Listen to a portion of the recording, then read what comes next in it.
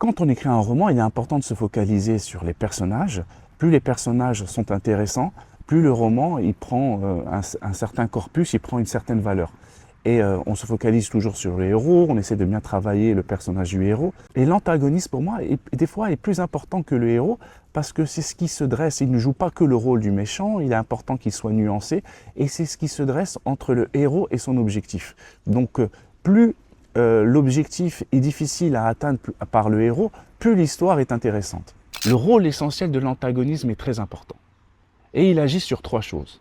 Il frappe le héros où ça fait mal, il a une vision du monde opposée au héros, et ça c'est très important. Il est essentiel de bien travailler sur le monde opposé, sur la vision du monde opposé de l'antagoniste, c'est ce qui donne plus de relief au roman et lui donne une certaine crédibilité.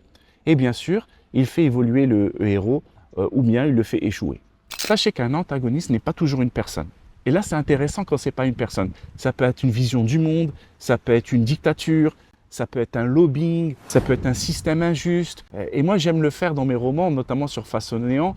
L'antagoniste, c'est plutôt la Totale République. L'Élie des Sables, c'est plutôt la Corporate Peace. Et puis, il y a plein de personnages qui gravitent autour.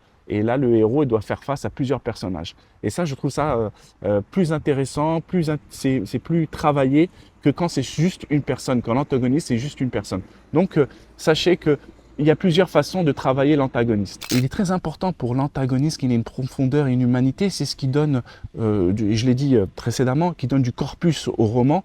Et quand on voit que l'antagonisme est torturé et qu'il a des côtés positifs, qu'il n'a pas que des côtés négatifs et qui défend une certaine idée qui lui semble juste, ça donne plus de profondeur au roman. Et c'est ça qu'il faut travailler. Il faut travailler la nuance de l'antagoniste. L'antagoniste impacte l'histoire. Sans antagoniste, il n'y a pas de récit, il n'y a pas de complexité, il n'y a pas de climax. C'est l'ombre qui révèle la lumière. C'est lui qui révèle le héros, qui transforme le héros. Alors, quel sera l'antagoniste de ton histoire? Un personnage? Un système? Ou bien les deux?